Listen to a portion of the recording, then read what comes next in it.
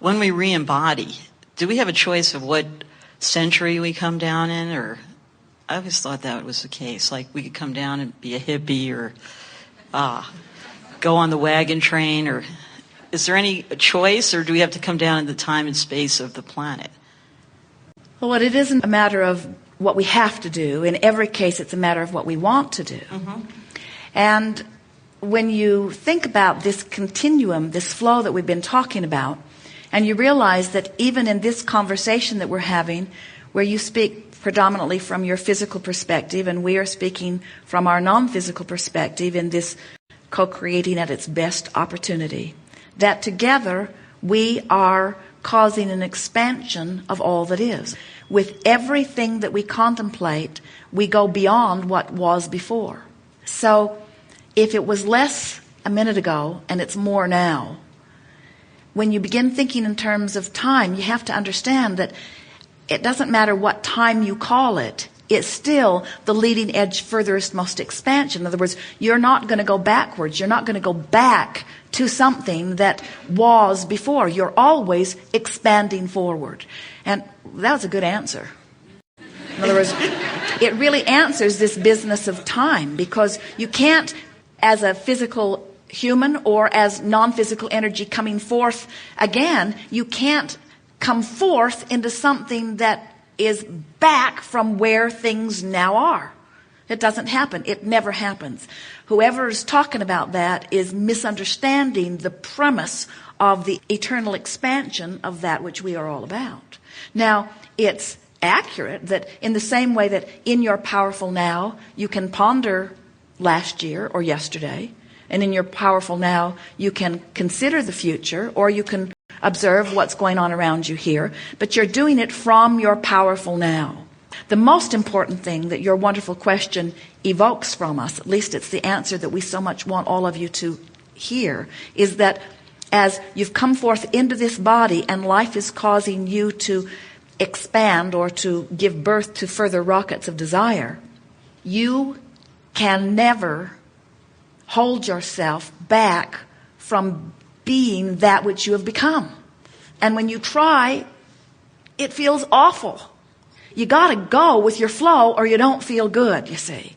From the broader non-physical perspective, you understand that so completely. And never ever in all of the universe of all of the physical beings coming forth into physical has anyone ever said, I want to step back from that which I as a leading edge creator have become. Not once ever. Makes sense. Thank you. Yes, indeed.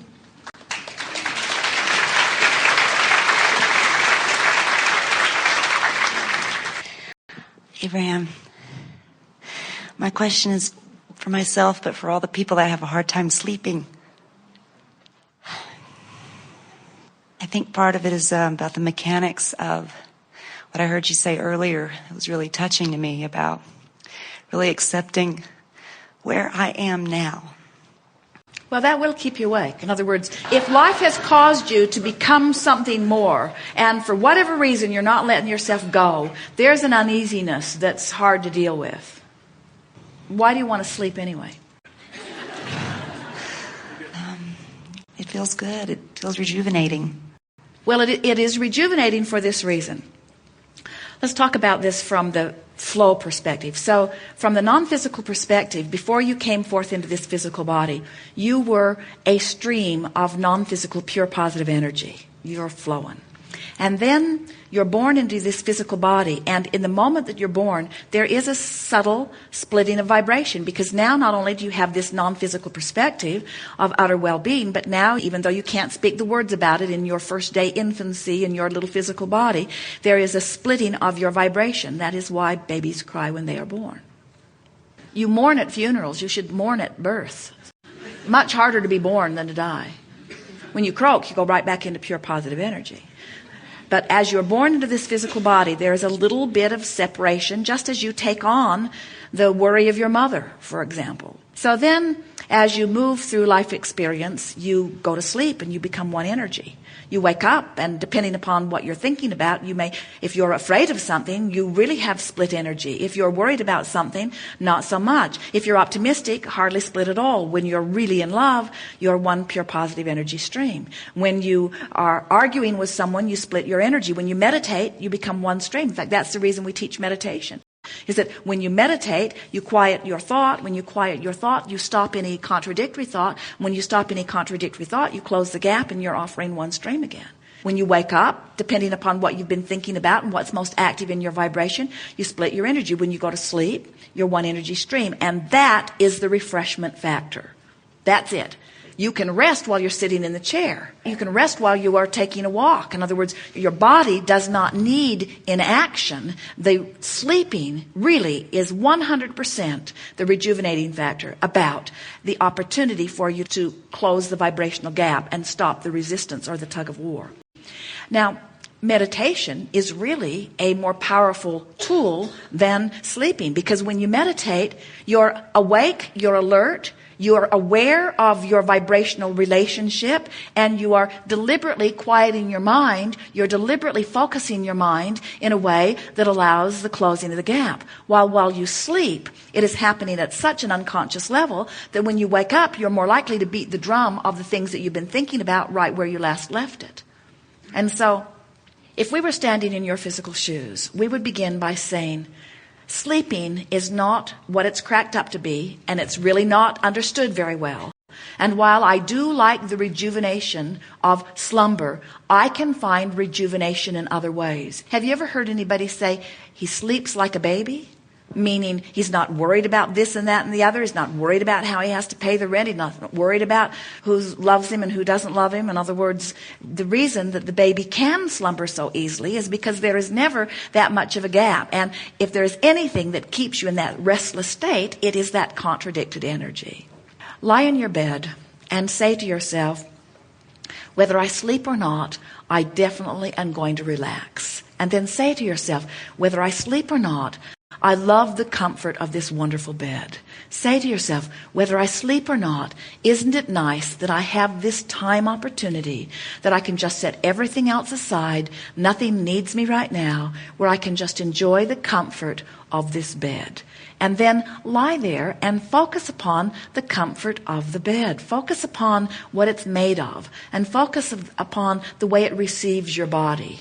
Focus upon the comfort of the covers that are covering you. Feel the deliciousness of the fabric that is touching your body. And as you focus with appreciation upon these things, it's better than meditating, because in that deliberately looking for something to feel good about, you close that vibrational gap. And as you close that vibrational gap, if you've decided that you want to sleep, there will be no resistance that will keep you from it, and you'll drift right off to sleep.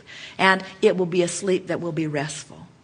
If you don't go to sleep, say to yourself, no problem at all, because I've accomplished here, or I'm working to accomplish, or I'm pointed in the right direction of accomplishing what slumber is about anyway, you see. You come into these physical bodies with such eagerness. And the more connected to source energy you become, the more you begin to hear the call of source. And the call of source is louder and louder and louder the closer you get to it. And so many of you are hearing the call of source, which is, Esther woke up this morning at 4:30. And she's just beginning a whole new book, and we've just given her the outline about it. And she's feeling very much excitement about it because she can feel the power of this book. And she woke up this morning much earlier than she intended to wake up, and laid there and just allowed the book to sort of roll across her mind. And she smiled a big grin, and she thought, should I get up and start writing this down, or should I just enjoy it? And we said, just enjoy it. We want you to just begin to feel the movement of this book. When Source is calling you, you don't want to sleep through it. You want to wake up. You want to experience it. Jerry hardly sleeps at all. He goes to sleep and he wakes up and then he works on something. Then he'll sleep a little and he wakes up and he works on something. The call of Source is so loud within him. And it isn't because he can't sleep. It's because he's being rejuvenated by other things other than sleep. Sleep is for rejuvenation. And the less rejuvenation you need because you're keeping yourself tuned through the power of the direction of your thought, then the less you'll want to sleep. The little ones don't want to sleep nearly as much as you want them to. And maybe that's what's happened to so many of you as adults, as you remember that sleep was pushed at you because your parents wanted the relief of thinking about what you were doing. And so you begin associating it in a sort of screwy way. Slumber is release of resistance. So there was that accepting where I am right now, and then finding the thought that feels a little bit better. That would be what I would be doing when I'd be noticing the softness of the covers. That would be a thought that feels a little better. What you're actually doing, that is definitely what you're doing, but here's an even more powerful aspect to it. By focusing upon how wonderful the covers feel, you've deactivated that thought you're worried about. Because you can't focus upon how good the covers feel while you're worried about not being able to pay the rent or whatever. In other words, while you're focusing on one thing, that's what's active. And so as you lie there with the deliberate intent of relaxing and enjoying, then you clean up your vibration relatively easily. Let's put it to you this way. People fall asleep. Oh, this is really good. Should we keep it to ourselves or just share it with you? People fall easily asleep when they are in close alignment to Source. Have you ever awakened in the morning and it's not really time to get up and you just slip back into the deliciousness of that sleep? Well, that's because you just woke up and you're less resistant than you were when you went to bed. When you went to bed, it was hard to go to sleep. But now you've been asleep. It's easy to go back to sleep because the resistance factor is so much less now. Sometimes people fall into bed in utter exhaustion. Their hard work has distracted them from things that are bothering them, and so they're still in alignment. In other words, you can flop into bed from physical exhaustion and have no resistance and go right to sleep. Or you can lay down when you aren't physically exhausted, when you are mentally out of whack, and you'll stay right awake. Or you can bring yourself more into vibrational alignment and you'll go to sleep. Do you get what slumber is? Your pure positive energy. You wake up, you go to sleep. You wake up, you go to sleep. In other words, that slumber is the withdrawal of thought from things that might be resistant in nature. And when you are withdrawn from things that are resistant in nature, you're in a state of utter allowance. So let's call sleep what it is. Sleep is a moment of alignment, energy-wise, with that which you are. And so doesn't it follow that the better you feel, the more easily you'll drift off to sleep? And the more you're fussing and worrying about things, the harder it would be for you to accomplish that. What we would do long before we start moving toward the bed or toward slumber, we would begin just appreciating softly the aspects of our physical life experience. We would look back over the day and we would say, this has been a good day. And we would appreciate ourselves for our participation within it. We would try to remember the extension that we are of Source energy, and we would smile and think about the contrast that we've allowed Source to explore through us. We would think about our own expansion and what this life has produced in terms of more wanting.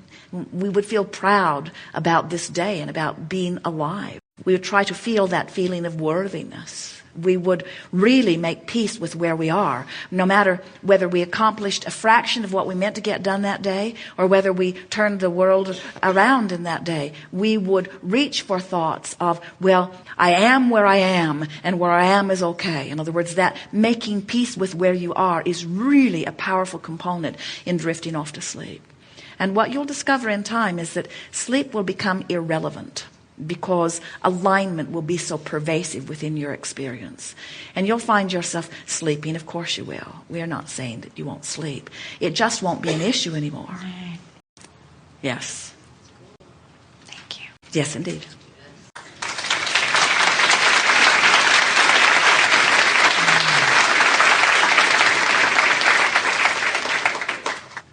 Have you ever seen yourself or society trying to buck a really strong current? So unpleasant. Like walls on the border. Like that's going to stop anything.